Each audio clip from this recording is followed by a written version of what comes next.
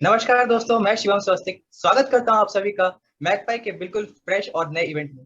आज के इस इवेंट में हम लॉन्च करने जा रहे हैं अक्टूबर एडिशन की मैकपाई मैगजीन को। इससे पहले कि आगे बढ़ें, आप सभी को मैकपाई की पूरी टीम की तरफ से नवरात्रि की हार्दिक शुभकामनाएं। ये नवरात्रि आप सभी के लिए समृद्धि लाए, बरकत लाए और काफी खुशहालियां लाए। तो मैं इसी के साथ अब आग्रह करूंगा नेहा जी से, जो अपने मार्गदर्शन में हमारे आज के इस इवेंट को आगे बढ़ाएंगी। नेहा जी प्लीज। मैकपाई के सभी दर्शकों को मेरा नमस्कार और नवरात्रि की बेहद शुभकामनाएं। और आज हमारे साथ हैं अर्पिता जी, जिनके संग हम कुछ बातें करेंगे और मैकपाई के न्यू एडिशन को देखेंगे। अर्पिता जी एक कलाकार है, जैसा कि आप देख सकते हैं उनके बैकग्राउंड में बहुत सारी अच्छी अच्छी पेंटिंग्स लगी हुई है। तो हम उन्हीं के बारे में अर्पिता जी से बात करेंगे कि अर्पिता जी, आपका स्वागत है मैकपाई में। और हम जानना चाहेंगे कि आप कब से पेंटिंग कर रहे हैं। Thank you so much Neha for inviting me here. Abhishek ji का थैंक यू करना चाहूंगी और बहुत बहुत मुबारक हो सारे दर्शकों को। शुभकामनाएं नवरात्रों की और दुर्गा पूजा की। मैं पेंटिंग कर रही हूँ बचपन से ही, because it was my passion. और बाकी मेरा जो करियर रहा है वो मैं एज एन एजुकेशनिस्ट भी रहा है। तो इसको करके, लेकिन पैशन जब था तो इसी वजह से पेंटिंग तो मेरा कभी छूटा ही नहीं और मैं बचपन से ही पेंटिंग कर रही हूँ। एंड अब मेरा प्लेटफॉर्म है दैट इज AMW आर्टपेनिया worldwide. I teach paintings to all age groups. So it's an online platform. तो कोई भी कभी भी मेरे साथ इंडिया के बाहर कोई भी कभी भी जुड़ सकता है मेरे साथ। So that is what my painting, my platform is all about. That's very nice of you, Arpita, because इससे मैकपाई के दर्शकों को एटलीस्ट प्रेरणा मिलती है कि हमें अपना पैशन हमेशा साथ रखना चाहिए किसी भी परिस्थिति में। अब मैं आपसे आग्रह करूंगी कि आप मुझे मैकपाई की जो न्यू एडिशन है उसके कुछ पिक्चर्स दिखा दीजिए। जरूर। मैकपाई की हर एडिशन बहुत ही इनोवेटिव होती है और मेरी बहुत बहुत शुभकामनाएं हैं अभिषेक जी को कि आगे भी नई नई चीजें जरूर लाते रहे, दिखाते रहे और बहुत सारे लोगों को ये जोड़ते हैं अपने साथ। That is the best part.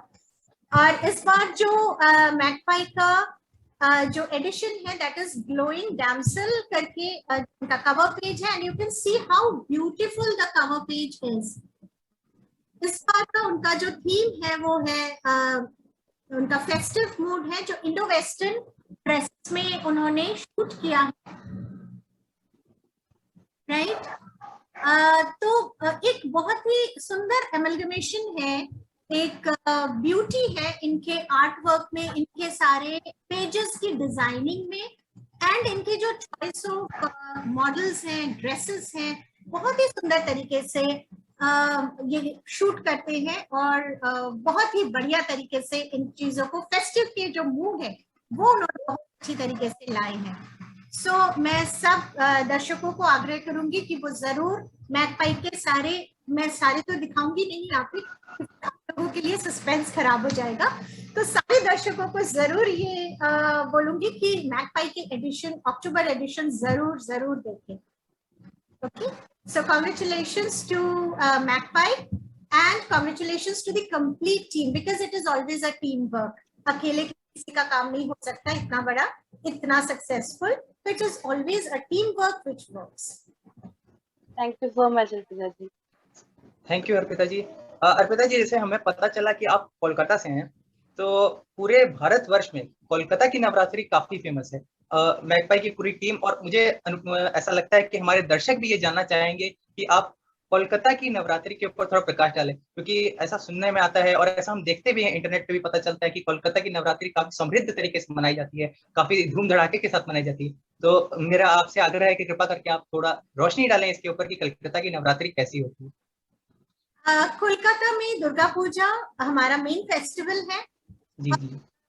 एक हवा में ही पूरी एक फेस्टिव मूड रहता है पूरी हवा में, और वो जो हवा है वो एक महीने पहले से ही शुरू हो जाता है। इनफैक्ट अगर मैं आपको ये कहूँ कि अभी अगर दुर्गा पूजा है तो पिछले एक साल दुर्गा पूजा खत्म होने के बाद से ही तैयारियां शुरू हो जाती हैं अगले दुर्गा।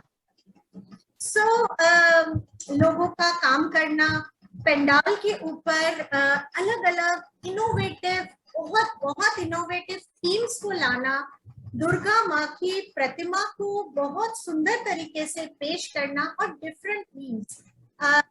शिवम, आप कभी गए हैं कोलकाता?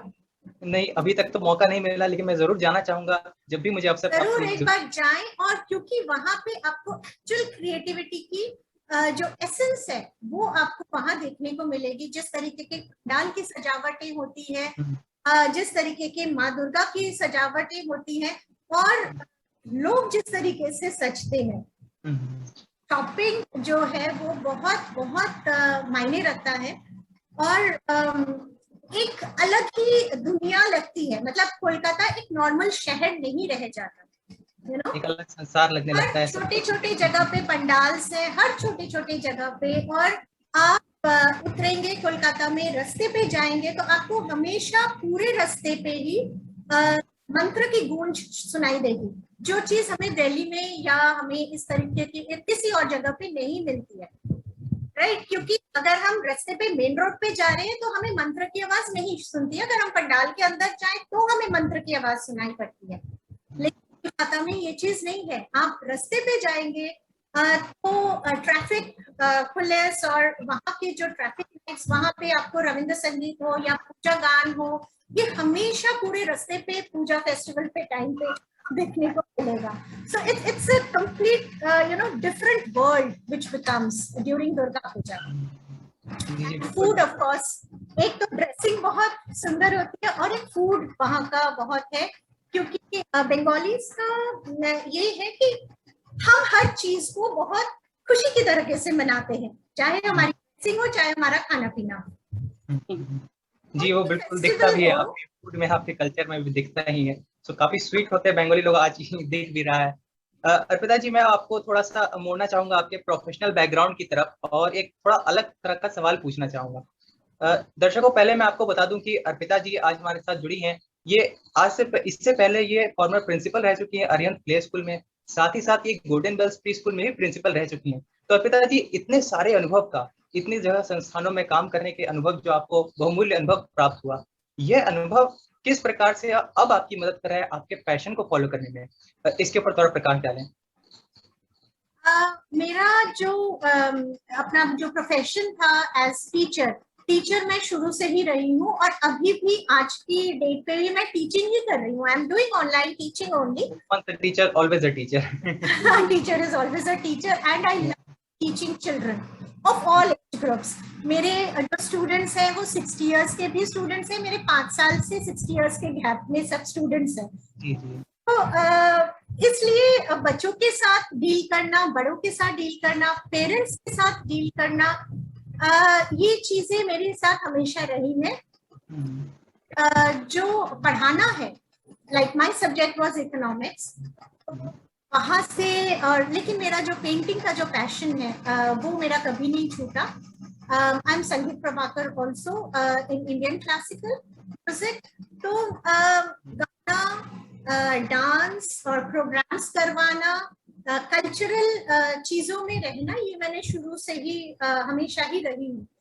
और पेंटिंग को मैंने कोविड टाइम से अपना ये प्लेटफॉर्म स्टार्ट किया ऑनलाइन टीचिंग का, बिकॉज जो स्कूल था वो ऑनलाइन में हो गया, और तब हमें मालूम चला कि हम ऑनलाइन में भी किस तरीके से क्लासेस ले सकते हैं। And then I started my passion that if I can teach all the other children different subjects through online, so why not painting, so that's how I started my passion। क्योंकि मैं अपनी painting की exhibitions तो हमेशा ही देती रही हूँ in different art galleries, वो मेरा हमेशा ही चलता आ रहा है along with my job।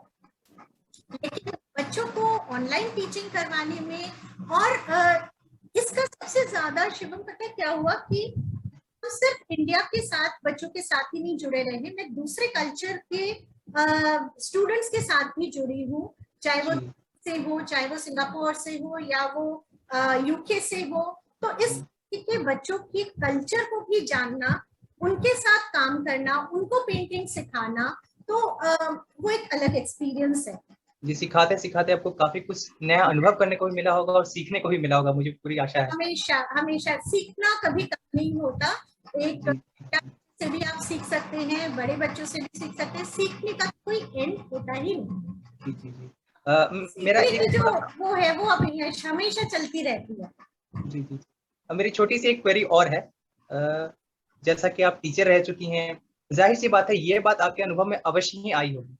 इस कोविड की महामारी के दौरान काफी सारी चीजें बदली, जैसे कि वो रोजमर्रा का काम हो, ऑफिस का काम हो, बच्चों की स्कूल में पढ़ाई हो, या फिर art and craft, painting, culture, इस तरह की चीजें भी हो। ज्यादातर चीजें अब कोशिश कर रहे हैं लोग की जो कन्वेंशनल मेथड्स हैं उनको छोड़ करके अब डिजिटलाइज होने की कोशिश की जा रही है। डिजिटल प्लेटफॉर्म की तरफ बढ़ रहे हैं लोग, अपने काम को कंप्यूटर के ऊपर ज्यादा फोकस करने की कोशिश कर रहे हैं लोग। तो ऐसी स्थिति में मैम, जो लोग आज भी कन्वेंशनल मेथड्स के साथ स्टिक कर रहे हैं, जो आज भी मैं पेंटिंग के क्षेत्र में जानना चाहूंगा, जैसा कि आपकी एक्सपर्टीज पेंटिंग के क्षेत्र में है, क्राफ्ट के क्षेत्र में है, आर्ट के क्षेत्र में है। तो उस क्षेत्र में जो लोग आज भी कन्वेंशनल मेथड्स के साथ स्टिक कर रहे हैं, उसी के साथ जुड़े रह रहे हैं, उन लोगों के ऊपर इसका क्या प्रभाव पड़ रहा है? क्योंकि बदलाव को रोका नहीं जा सकता, ये हम सब जानते हैं। जो चीजें आज से पहले हम जो कैनवास पे पेंटिंग करते थे, मैंने भी अपने बचपन में काफी चीजें पेंट करने की कोशिश की, हमारी नोटबुक हुआ करती थी। आज वही चीजें डिजिटली हो रही हैं, लोग उस चीज को ग्राफिक डिजाइनर के तौर पे भी जनरेट हो रही है, पोस्ट नौकरियां जनरेट हो रही हैं, लोग उस चीज को ऑनलाइन करने की कोशिश कर रहे हैं और काफी अच्छा भी कर रहे हैं। तो ऐसी स्थिति में जो लोग आज भी उसी कन्वेंशनल मेथड के साथ स्टिक कर रहे हैं, जो उसी के साथ जुड़े हुए हैं, या फिर किसी कारणवश जो उससे आगे नहीं उठ पा रहे हैं, उन लोगों के लिए क्या ये जो डिजिटलाइजेशन हो रहा है, ये जो लोग आगे बढ़ते जा रहे हैं युग के साथ, ये उनके लिए कैसा रह रहा है? ये उनके लिए अच्छा है या बुरा है? और अगर बुरा है तो इसमें कैसे सुधार लाया जा सकता है? देखो, हमेशा इस चीज का लोगों को ध्यान रखना चाहिए कि टाइम के साथ चले। जैसे हाँ। दादाजी और हमारे पिताजी, राइट, जनरेशन गैप है, और दादाजी और पोते में भी जनरेशन गैप है। जो चीजें उन्होंने नहीं देखी, पोता शायद मोबाइल के साथ ही पैदा हुआ। कभी हमने ये नहीं सोचा था कि हम विदेशों पे वीडियो टॉक कर सकते हैं या घर बैठे हम पढ़ा सकते हैं, ये नहीं सोचा था। लेकिन लोग जितना ज्यादा इन चीजों को, नई चीजों को एक्सेप्ट करेंगे, क्योंकि आजकल अगर आप देखेंगे तो दादाजी के हाथ में भी मोबाइल रहता है, राइट? सो दादाजी और पोते भी वीडियो चैट कर रहे हैं, है ना? तो इस तरीके से जो जनरेशन गैप है उसको हम जितनी जल्दी अडेप्ट कर लें, एक्सेप्ट कर लें पॉजिटिवली, तो चीजों में खुशी दुगनी हो जाती है। आप खुद को अकेला नहीं महसूस करते हो, है ना? अगर आप अपने कन्वेंशनल मेथड पे अटके रहेंगे तो आज की दुनिया की एंजॉयमेंट को एंजॉय नहीं कर पाएंगे, नई को आप एंजॉय नहीं कर पाएंगे, लोगों के साथ कनेक्ट नहीं हो पाएंगे, है ना? तो आज कितने ऐसे लोगों को, इवन जो लोग ये जो जनरेशन वाला जो चीज है वो इसी तरीके से, अब पापा जो है वो तो मिडिल में है, उनके बीच में चीजें शुरू हो गई थी और तभी अपने बेटे को मोबाइल के साथ दे दिया। लेकिन दादाजी और पोते की जो कनेक्टिविटी है वो सिर्फ टेक्नोलॉजी की वजह से है। तो हमें जो खुशी है वो क्यों, हम उससे क्यों दूर रहे? उस खुशी को जरूर अडॉप्ट करें। नई चीजों को अडॉप्ट करने से चीजें और, जिंदगी और खुशहाल हो जाएगी। तो उस चीजों पे मैं यही कहूंगी, और मुझे लगता नहीं है कि आजकल कोई भी ऐसा है जो उसे नहीं होना चाहता, क्योंकि तो एक ऐसी सिचुएशन आई थी, हाँ, हम लोग सब अपने अपने घरों में बंद गए थे, है ना? और तब हमारा ये, हम जो लोगों के बारे में या अपने फैमिली के बारे में अगर हम जान पाए या उन्हें देख पाए, वो सिर्फ टेक्नोलॉजी की वजह से, है ना? कि वो कैसे है, क्या है, क्योंकि हमारे लिए निकलना मुश्किल हो जाता। तो इन चीजों पे जरूर लोग फोकस करें, और जितनी पॉजिटिव चीजें हो रही है, इसका एक दो पहलू होते हैं, पॉजिटिव भी होता है, नेगेटिव होता है, लेकिन जितनी चीजों को आप पॉजिटिवली एक्सेप्ट करो और जो उनकी हर चीज की excess of everything is bad, वो तो सब जानते हैं और में कोई शंका नहीं है ना। तो हर चीज को अगर लिमिटेशन में किया जाए तो उसमें कोई खराबी नहीं है। मेरा उन लोगों से बस यही है कि चीजों को लिमिटेशंस में करें, लेकिन हर नई चीज को वेलकम करें। ठीक है, प्रकृति भी समय के साथ बदलती है तो हम क्यों नहीं। ऐसा ही अर्पिता जी का भी कहना है कि समय के साथ हमें भी अपने आप को बदलना चाहिए। सही दिशा में बदलेंगे तो काफी आगे जाएंगे, क्योंकि every possible condition have to faces like a coin. अगर पॉजिटिव फेस की तरफ जाएंगे तो हम भी आगे बढ़ पाएंगे, अगर नेगेटिव फेस को चुनेंगे तो बहुत नीचे चले जाएंगे। निर्भर करता है आपकी सोच, आपकी विचारधारा पे कि आप किस दिशा में जाते हैं। अर्पिता जी, आपने अगेन एक बहुत अच्छा मैसेज दिया कि मैं टेक्नोलॉजी के साथ बढ़ना चाहिए। तो मैं आपसे ये पूछना चाहूंगी, जैसे आप पेंटिंग सिखा रहे हैं तो आपके सामने कभी कुछ चैलेंजेस भी आते होंगे, तो वो किस तरीके के चैलेंजेस आप फेस करते हो अगर टेक्नोलॉजी के थ्रू आप सिखा रहे हो, जैसे ऑनलाइन अगर बच्चों को सिखा रहे हो, और अगर हमें उसे इम्प्रूव करना है, जैसे आपका एक्सपीरियंस है, तो हम क्या कर सकते हो उनको इम्प्रूव करने के लिए? इस पे चैलेंजेस सिर्फ ये एक ही है कि कभी जो आपके नेटवर्क के जो इश्यूज हैं वो थोड़े से चैलेंजेस होते हैं।